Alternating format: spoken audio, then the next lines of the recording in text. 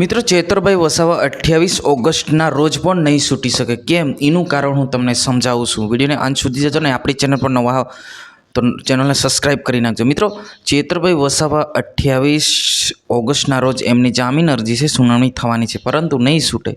કેમ?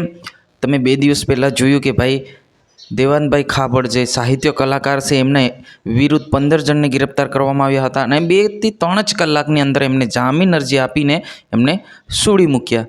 તો હવે તમે વિચાર કરો કે ભાઈ ચેતરભાઈ વસાવા સાહેબનું કશું કોઈ પુરાવા જ નથી અને કોઈ ગુનો બન્યો જ નથી, તોય છતાં જે એમને કલમ લગાવવામાં આવી હતી એ જ કલમ આમને પણ લગાવવામાં આવી, તો એમને કેમ છોડી દેવામાં આવ્યા? એની પાછળનું કારણ હવે તમે સમજી ગયા છો કે ભાઈ હા, ખરેખર ચેતરભાઈ વસાવાને ફસાવાનો જે કાવતરું પૂરી તૈયારી સાથે કરેલું છે અને તારીખ પર તારીખ આપવામાં આવે છે અને સાથે સાથે એમને ફસાવાનું કામ કરી રહ્યા છે. ને જે મોટા અધિકારી હતા, જે નર્મદા જિલ્લાના અધિકારી હતા, એ બધા જ જે છે એ બદલી થઈ ગયા. હવે તમે વિચાર કરો, કાવતરું હવે તમને ખબર પડી ગઈ હશે કોનું કાવતરું, કે ભાઈ હા, તો આવનારી 28 છે એમની સુનાવણી થવાની છે, પરંતુ હવે એમની અંદર સાંચ આપણે કહી નથી શકતા કે હવે જે હાઈકોર્ટ જે પણ ચુકાદો આપશે એ ચુકાદો માન્ય ગણાશે, પરંતુ 99% ચેતરભાઈ વસાવા છૂટવાનું સાંચ નથી.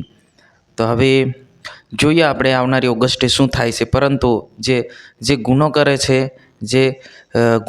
છે એ બહાર છે અને જે નિર્દોષ છે જેલમાં છે. હવે તમે વિચાર કરો કે આવો કેવો કાયદો? ભાઈ કાયદો તો કાયદા રીતે કામ કરે, બધા માટે કાયદો એક સરખો હોય, તો છતાં આ રીતના જે કાયદો ચલાવી રહ્યા છે, તો ખરેખર મિત્રો આવું ના થવું જોઈએ. દરેકને નાગરિકને ન્યાય મળવું જોઈએ, બધાને સરખો ન્યાય મળવું જોઈએ. જે નિર્દોષ છે જેલમાં છે અને જે ખોટું કામ કરે છે એ બહાર છે. હવે ખરેખર મિત્રો આ વિશે તમારે શું કહેવું છે જરૂરથી કોમેન્ટ કરીને જણાવજો. આજની વિડીયોની અંદર બસ આટલું જ. જય હિન્દ, વંદે માતરમ.